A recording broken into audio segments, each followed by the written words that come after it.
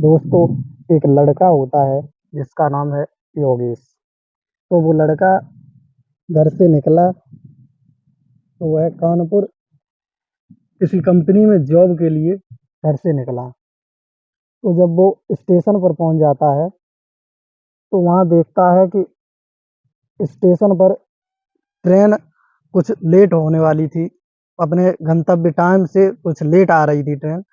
तो तब तक वो वहीं इंतजार देखता है ट्रेन का। तो कुछ देर इंतजार देखने के बाद उसकी ट्रेन आ जाती है। तो वो ट्रेन में बैठ जाता है। तो जैसे ही शाम को ट्रेन में बैठा तो एक दो स्टेशन ट्रेन चली, उस लड़के को नींद आ जाती है शाम को, तो वो सो जाता है। तो सोने के लिए उसे नीचे कोई सीट नहीं मिली, तो जो सीट के ऊपर जो होती है वहां पर वो लेट जाता है, ऊपर वाली सीटों पर वहां सो जाता है। तो जब वो सोने के बाद एक दो स्टेशन आगे बढ़ा, तब तक ट्रेन आगे स्टेशन पर रुकी और वहीं जैसे ही ट्रेन चली, ट्रेन में झटका लगा और वो लड़का नींद खुल गई उस लड़के की, वो लड़का जाग गया। जब लड़का जाग गया तो उसने नीचे की तरफ सीट पर देखा सामने, तो एक लड़की बैठी हुई होती है जिसका नाम था रागिनी। तो वो लड़की को जैसे ही देखता है वो मन में सोचता है कि ये लड़की रागिनी तो वही है जिसका हमसे 4 साल पहले तलाक हो गया था। जब वो लड़की रागिनी को पहचान लेता है कि ये हमारी ही तलाकशुदा पत्नी है, तो वो ट्रेन के सीट से नीचे उतर के आता है और वहीं रागिनी के पास बैठने का मन करता है उसका। तो वो एक वहाँ और लड़का बैठा होता है रागिनी के पास, उससे रिक्वेस्ट करता है कि भैया आप प्लीज ऊपर वाली सीट पर बैठ जाओ, यहाँ मैं बैठूंगा और इनसे थोड़ी मुझे बातचीत करनी है। तो वो लड़का मान जाता है और ऊपर वाली सीट पर पहुंच जाता है, वहाँ योगेश को बैठ जाने देता है। तो योगेश रागिनी की तरफ देखता है, तो रागिनी भी योगेश की तरफ देखती है। रागिनी भी पहचान लेती है कि ये हमारे तलाकशुदा पति हैं। तो रागिनी इतने में तुरंत खिड़की की तरफ मुंह कर लेती है और योगेश को कोई रिप्लाई नहीं देती है। जब योगेश से कोई बातचीत नहीं करती है रागिनी, तो योगेश को बुरा लगता है। योगेश रागिनी की तरफ अपनी तरफ से ही बोलता है और कहता है कि रागिनी, ये मैं क्या देख रही हूँ, आज ये तुम्हारा ये शरीर कैसा है, इतना दुबला पतला हो गया। जब तुम मेरे साथ रहती थी तब तो तुम्हारा शरीर भी अच्छा था और तुम्हारे मायके वाले भी अच्छे थे, फिर आज ये तुम्हारी ये क्या दशा देख रहा हूँ मैं। तो रागिनी कहती है कि खैर कोई बात नहीं, आप मेरी दशा के बारे में मत पूछो, हम अभी कष्टों में जी रही हूँ। हमारी माँ बीमार हैं, कानपुर एडमिट हैं, तो उन्हें देखने जा रही हूँ। और तो इसके बाद योगेश कहता है कि मैं भी कानपुर ही जा रही हूँ, किसी कंपनी में जॉब के लिए कानपुर ही मैं जा रहा हूँ, तो चलो साथ में चलते हैं। फिर योगेश रागिनी को पूछता है कि क्या तुमने अभी तक शादी नहीं की।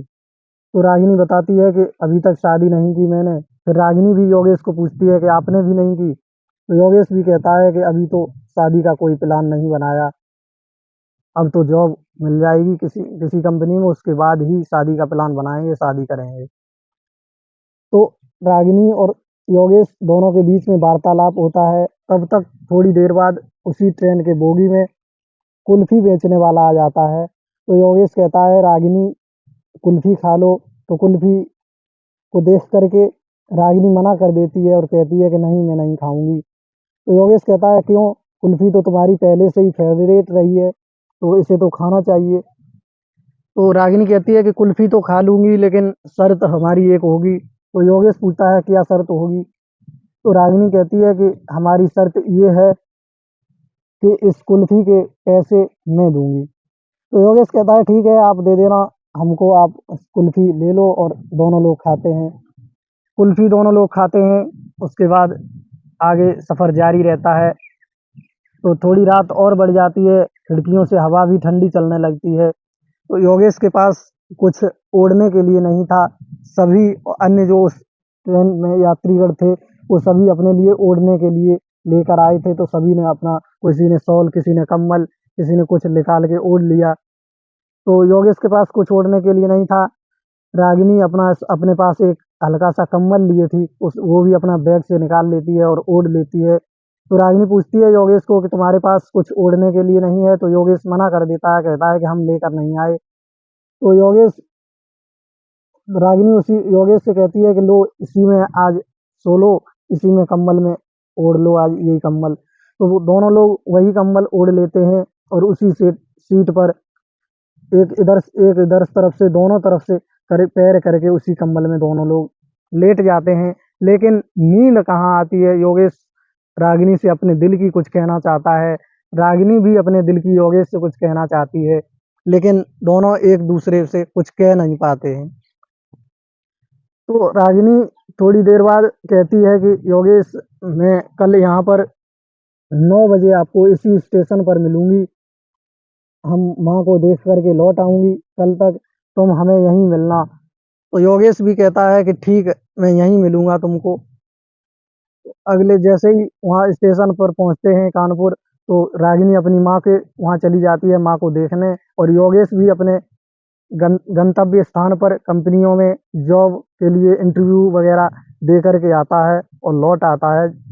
तो योगेश 8 बजे ही स्टेशन पर आ जाता है, जबकि रागिनी लगभग 10 बजे स्टेशन पर आ पाती है। तो योगेश रागिनी से कहता है कि मैं यहाँ 8 बजे का आ चुका हूँ और तुम अभी तक नहीं आ पाई। तो रागिनी कहती है कि टाइम लग गया वहाँ, कोई बात नहीं। फिर उसके बाद वहीं दोनों लोग बैठते हैं, ट्रेन आने का इंतजार कर रहे थे दोनों लोग। तब तक योगेश कहता है कि चलो एक एक चाय पीते हैं, तब तक ट्रेन आ जाएगी, उसमें चलेंगे तब घर पे। तो दोनों लोग चाय पीते हैं। फिर थोड़ी देर बाद ट्रेन आ जाती है, दोनों लोग ट्रेन में बैठते हैं, बातों का सिलसिला जारी रहता है और बातें करते हुए घर की तरफ आते हैं। तब तक रागिनी का स्टेशन आ जाता है। तो योगेश रागिनी से कहता है कि रागिनी, आपका स्टेशन आ गया है, आप यहाँ से अपने मायके चली जाओगी।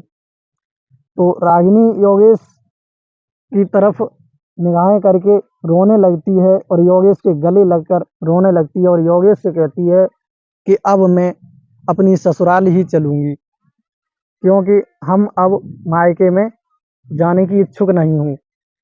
तो योगेश कहता है कि जो हमारी एक 3 साल की बच्ची थी जो तुम्हारे साथ मायके में रह रही थी, उसे भी तो लाना पड़ेगा। तो योगेश और रागिनी दोनों लोग उसी स्टेशन पर उतर जाते हैं। उसके बाद वहां से एक गाड़ी किराए पर करते हैं और योगेश और रागिनी दोनों लोग उनके मायके की तरफ जाते हैं। वहाँ बच्ची स्कूल में होती है, तो रागिनी स्कूल से अपनी बच्ची लेती है और बच्ची स्कूल से लेने के बाद योगेश के साथ गाड़ी में बैठ करके योगेश के साथ ससुराल में चली जाती है। तो दोस्तों, रागिनी और योगेश की जिंदगी का यहाँ से नया सफर जारी होता है। दोनों लोग यहाँ से नई जिंदगी जीना शुरू करते हैं। तो अगर हमारी वीडियो अच्छी लगी हो तो चैनल को सब्सक्राइब करें, वीडियो को लाइक करें और वीडियो को शेयर भी करें। दोस्तों, वीडियो बनाने का मेरा मकसद सिर्फ यही है कि जो ऐसे घटनाएं होती हैं, समाज में ऐसी घटनाएं होती हैं, उन घटनाओं के बारे में सचेत रहें, जागरूक रहें और यहाँ तक अंजाम न हो कि आपस में इतना लड़ाई झगड़ा नहीं करना चाहिए।